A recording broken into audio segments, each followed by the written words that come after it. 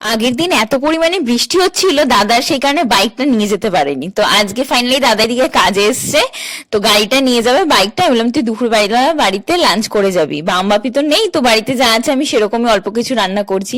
দাদা আসবে, দাদার একটা বন্ধু আসবে, আর আমি, মানে তিনজনের মতো রান্না করব। ভাত, ডাল, আলু, ডিম সিদ্ধ, আলু সিদ্ধ বসিয়ে দিয়েছি ওখানে, আর ডাল সিদ্ধ বসাইনি।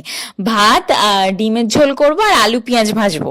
তো আমি এখানে ভাতের মধ্যে আলু সিদ্ধ ডিম সিদ্ধটা বসিয়ে দিয়েছি, আর এখানে আলু আর পেঁয়াজ আমি কেটে নিয়েছি আলু পেঁয়াজটা একটু ভাজবো বলে। আলু পেঁয়াজ ভাজাটা খুব সুন্দর হয়েছিল খেতে, আমি অনেকটা পরিমাণে করে ফেলেছি।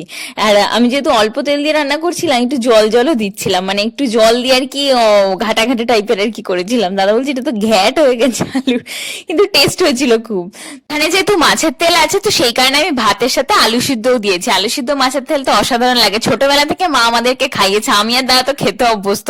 কিন্তু দাদার যে বন্ধুটা এসেছিল, ও আর কি না মাছের তেল দিয়ে আলু ভাতে কখনো খায়নি। ওর থালায় যখন দিয়েছি প্লেটে, আমাকে বলছে এটা কি, আমি বলি, খেয়ে দেখ না, আলু ভাতেটা দিয়ে মাছের তেলটা দিয়ে মেখে দেয়, দারুণ লাগবে খেতে। তো ফাইনালি ও যখন খেয়েছে বলে হ্যাঁ সত্যি তো আমি কোনোদিনও খাইনি, কিন্তু খাওয়ার পর দারুণ লেগেছে আমার, এবার থেকে খাওয়া মানে খাওয়া স্টার্ট করবো আর কি, খাও। আর আমি খেয়ে দেখবি মাছের তেল আলু ভাতের ফাটাফাটি কম্বিনেশন, অসাধারণ একটা মানে কি বলবো, একটা টেস্ট ক্রিয়েট হয়ে যায় মুখের মধ্যে।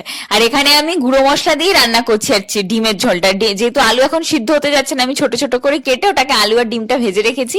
আর এখানে পেঁয়াজ লঙ্কা ভেজে তার সাথে তোমার ধনে গুঁড়ো আর জিরে গুঁড়ো দিয়ে একদম পাতলা করে সিম্পল ডিমের ঝোল, আলু পেঁয়াজ ভাজা আর ভাত।